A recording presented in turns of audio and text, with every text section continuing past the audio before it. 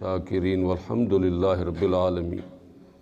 جناب نبی کریم صلی اللہ علیہ وسلم نے ارشاد فرمایا کہ تم میں سب سے بہتر وہ ہے جو قرآن سیکھے اور آگے لوگوں کو سکھائے۔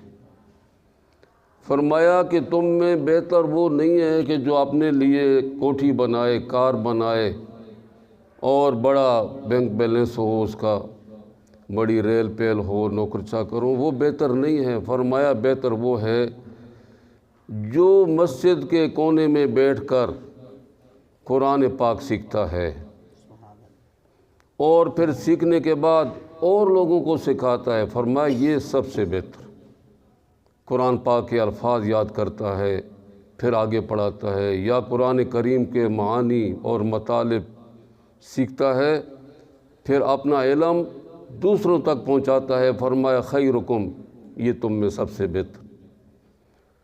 تو اللہ تبارک و تعالی نے ہمیں بہترین موقع عنایت فرمایا، اور جناب نبی کریم صلی اللہ علیہ وسلم نے حافظ قرآن کے بڑے فضائل بیان کیے ہیں۔ جو قرآن کریم حفظ کرتا ہے وہ معمولی شخصیت نہیں ہے، وہ بڑا عظیم انسان۔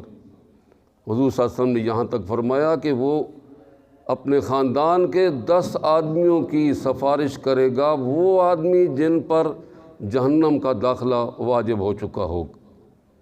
اللہ تبارک و تعالیٰ اس حافظ قرآن کی سفارش کی وجہ سے ان کو جہنم سے خلاصی نصیب کرے گا اور جنت میں داخلہ نصیب فرمائے گا۔ آپ سارے حضرات بچے مبارکباد کے مستحق ہیں، اور آپ کے والدین مبارکباد کے مستحق ہیں کہ انہوں نے آپ کو اس چھوٹی عمر میں اس مدرسے میں بھیجا قرآن کریم یاد کرنے کے لیے۔ تو یہ اللہ تبارک و تعالیٰ کا آپ بچوں پر بہت بڑا انعام اور احسان ہے۔ اس کی آپ کو لاج رکھنی چاہیے اور آپ کو احساس ہونا چاہیے کہ اللہ تبارک و تعالیٰ نے آپ پر بڑی مہربانی کی، اور آپ کے والدین کا بہت بڑا احسان ہے کہ بجائے اس کے کہ اور دنیا کے کاروبار آپ سے کرائیں، سکول میں بھیجیں، اس کے بجائے قرآن کریم کی تعلیم کے لیے آپ کو یہاں بھیج دیا۔ تو یہ آپ کے لیے بہترین موقع ہے، اس سے بہترین فائدہ اٹھائیں۔ اور آج مجھے بہت بڑی خوشی محسوس ہو رہی ہے کہ ہمارے جامعہ کے استاد اور ہمارے بھائی مولانا عبد الرحمن صاحب، ان کی ہمت اور جرأت کو دیکھیں اور ان کے جذبے کو دیکھ کر ان کو شاباش دینے کو دل چاہتا ہے کہ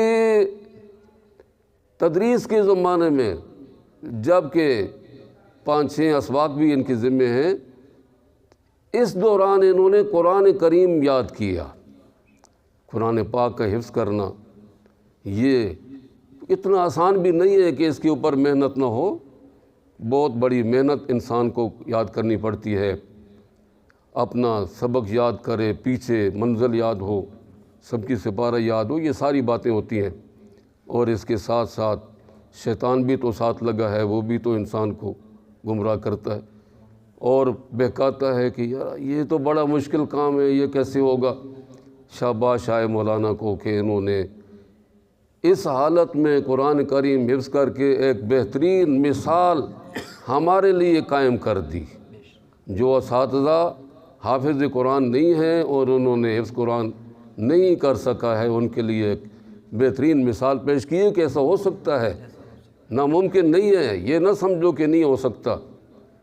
حضرت مولانا مدنی کے متعلق کیا آتا ہے کہ انہوں نے اس زمانے میں قرآن حفظ کیا رمضان شریف کے 30 دنوں میں۔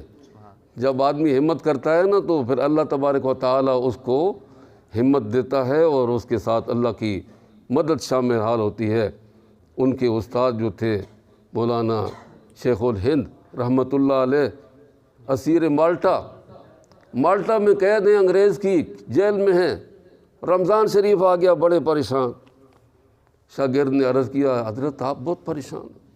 فرمایا بھئی ہر سال قرآن سنتا تھا، تو ابھی ادھر یہ تو اسے تو ہم محروم رہ جائیں گے۔ یہ رمضان ہمارا جو ہے وہ ویسے گزر جائے گا، الم تر کیف سے تراویح پڑھنی پڑے گی۔ فرمایا حضرت آپ فکر نہ کر، میں دن کو یاد کیا کروں گا، رات کو سناؤں۔ روزانہ 1 سپارہ یاد کرتے اور رات کو سناتے، 1 مہینے میں حافظ قرآن بھی ہوئے اور سنا بھی دیا۔ اللہ تبارک و تعالیٰ جب کسی پر احسان کرنے لگتا ہے نا تو پھر ایسا ہوتا۔ تو بچوں، اللہ پاک نے آپ کو بڑی موقع دیا ہے اور بڑا دل خوش ہوتا ہے مولانا کو دیکھ کر، اور بھی دل باغ ہو رہا ہے، اور ان کی ہمت کو شاباش دینے کو دل چاہتا ہے کہ انہوں نے ایسی عمر میں جب وہ پڑھا رہے ہیں، ہے تو ان کی عمر لمبی نہیں ہے، زیادہ بڑے عمر کے نہیں ہیں، لیکن مصروفیات کو دیکھو تو پھر قرآن کریم کا حفظ کرنا ان کی عظیم ہمت ہے۔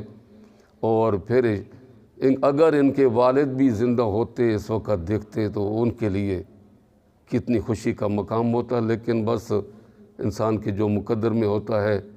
تو یہ انہوں نے جو قرآن حفظ کیا ہے تو ان کا ثواب جو ہے ان کی روح کو پہنچے گا، ان کی روح کو پہنچے گا۔ تو یہ ان کے لیے ایک عظیم جو ہے وہ نعمت ہے، اور ان کے اور بیٹے بھی شاید حافظ ہوں گے، لیکن انہوں نے تو ہمارے سامنے حفظ کیا ہے۔